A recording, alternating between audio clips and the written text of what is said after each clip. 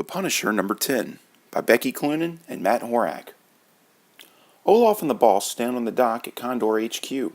Droning on and on about the future of distributing AMC, Olaf bursts his bubble saying that he's a soldier, not a drug dealer. The boss asks if he took care of Face, and he said that yes, the EMC would take him out in due time. Meanwhile, Face is slowly bleeding to death out of every orifice in the back of DEA Agent Ortiz's car.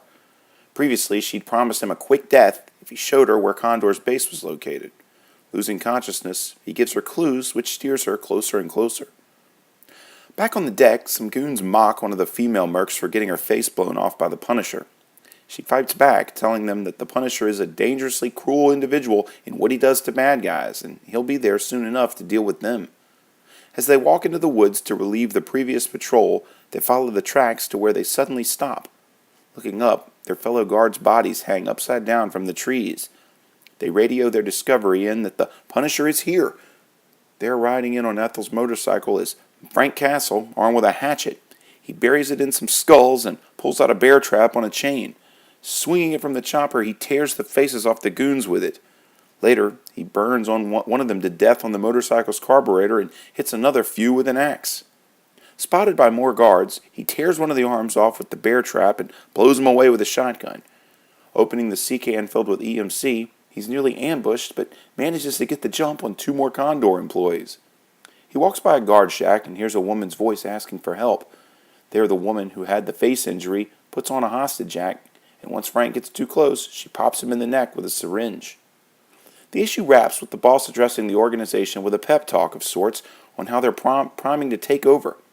He tells them that they won't be soldiers anymore, just push the product on the streets. Together, they'll do great things. His speech is interrupted by a gunshot, though. Olaf tells them that they're soldiers, not drug dealers. Under his leadership, Condor has taken steps back. He blows him away and tells the crew to dump him overboard. Olaf tells them all that Condor will flex its muscles, take the power back. And it starts with killing the Punisher. The final page reveals Frank Castle restrained with a pistol pointed at his head. He's in trouble. But what becomes of him will have to wait, as we're left to be continued. You know, I've dogged this series out in the past, and to be honest, it's still pretty basic. It's about how I remember all the Punisher books, though. This Condor story has dragged on now for 10 issues with no evidence it's going to slow down. In the past, they'd have thrown in Daredevil and maybe Spider-Man in the mix somewhere, but not here, not yet. Violent to almost the point of ridiculousness, I give this one a 6 out of 10, with hopes they'll step it up a notch in the near future. If you like this video, there's hundreds more like it, spanning several current and classic story arcs. Click the boxes here for more playlists. This video is also accompanied by my blog at nerdiestkidyouknow.blogspot.com or nerdiestkidyouknow.com. You can also follow links to my Facebook, Instagram, or Twitter pages, as well as a link to this very issue for sale in my eBay store by clicking below. For the Nerdiest Kid You Know, I'm Sam Torito. Thanks for watching.